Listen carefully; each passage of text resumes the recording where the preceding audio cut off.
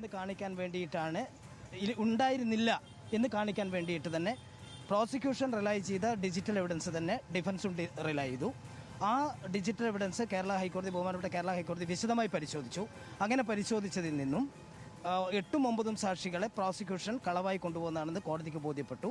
അതുപോലെ കീഴ്ക്കോടതി എടുത്ത മറ്റ് ചില തെളിവുകൾ, ഒന്നാം പ്രതിക്ക് മതിയായ തെളിവുകളല്ല, എനിക്കെതിരെ മതിയായ തെളിവുകളല്ല എന്ന് മനസ്സിലായിട്ടാണ് ബഹുമാനപ്പെട്ട കേരള ഹൈക്കോടതി ഒന്നാം പ്രതി ചോദിക്കുകയാണ്. ഈ സംഭവ സ്ഥലത്ത് വനത്തിനകത്ത് നിന്ന് പുറത്തേക്ക് കൊണ്ടുവരുന്ന സമയത്ത് ഹുസൈൻ അവിടെ ഉണ്ടായിരുന്നില്ല എന്ന വാദം കോടതി ശരിവെച്ചു എന്നാണ്. ഹുസൈൻ അവിടെ ഉണ്ടായിരുന്നില്ല എന്ന് ഒരിക്കലും ഒന്നാം പ്രതിയുടെ വക്കീലന്മാർ, ഞങ്ങൾ ഒരിക്കലും വാദിച്ച അങ്ങനെ ഒരു കാര്യം വാദിച്ചിട്ടേ ഇല്ല. ഹുസൈൻ അവിടെ ഉണ്ടായിരുന്നു എന്നാണ് ഞങ്ങളുടെ കേസ്.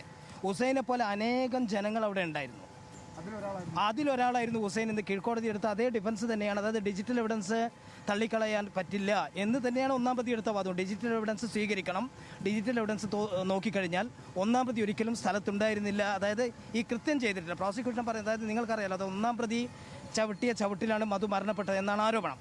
അപ്പോൾ ഇതിൽ ഏറ്റവും ഗുരുതരമായ ആരോപണം ഉന്നയിച്ചിരിക്കുന്ന ഒന്നാം പ്രതിക്കെതിരെയായിട്ടാണ്. അപ്പോൾ അങ്ങനെയുള്ള ഒന്നാം പ്രതി അവിടെ, അതും പ്രോസിക്യൂഷൻ്റെ അതേ തെളിവുകൾ തന്നെ ഡിഫൻസിന് കിട്ടിയില്ലായിരുന്നുവെങ്കിൽ ഒരുപക്ഷേ 8ഉം 9ഉം സാക്ഷികളെ വിശ്വസിച്ചുകൊണ്ട് ഒന്നാം പ്രതിക്ക് ജീവപര്യന്തം വരെ കൊടുക്കാമായിരുന്നു. അപ്പോൾ അതേ തെളിവുകൾ തന്നെയാണ് ഡിഫൻസും സ്വീകരിച്ചത്. അത് പ്രോസിക്യൂഷൻ റിലൈ ചെയ്യുന്ന ഡിജിറ്റൽ എവിഡൻസ് തന്നെയാണ് ഡിഫൻസും സ്വീകരിച്ചിരിക്കുന്നത്. പ്രോസിക്യൂഷൻ കൊണ്ടുവന്ന 2 സാക്ഷികൾ അത് വ്യാജമായിരുന്നു. അതായത് പ്രോസിക്യൂഷൻ കൊണ്ടുവന്ന ഈ 8ഉം 19ഉം സാക്ഷികൾ വ്യാജമാണെന്നൊരു ക്രോസ് എക്സാമിനിൽ വരുത്തിക്കുക മാത്രമല്ല ചെയ്തത്.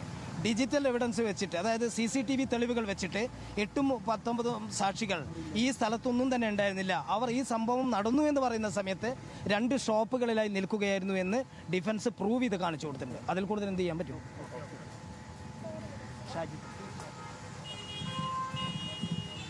എനിക്ക് തോന്നുന്നു പ്രതികളുടെ അഭിഭാഷകനാണ് സംസാരിച്ചത്. ഇത് ഒന്നാം പ്രതി ഹുസൈനെ വെറുതെ വിട്ടതിനെ സംബന്ധിച്ചാണ് സംസാരിക്കുന്ന പ്രധാനപ്പെട്ട കാര്യമായിട്ട് ശ്രദ്ധയിൽപ്പെട്ടത്. അത് ഈ ഒന്നാം പ്രതി ഹുസൈൻ അവിടെ ഉണ്ടായിരുന്നില്ല, സംഭവ സ്ഥലത്ത് ഉണ്ടായിരുന്നില്ല എന്നല്ലായിരുന്നു അവരുടെ വാദം. മറിച്ച് അവിടെ ഉണ്ടായിരുന്നു, ആ ഹുസൈനെ പോലെ ഒരുപാട് ആളുകൾ അവിടെ ഉണ്ടായിരുന്നു എന്നാണ്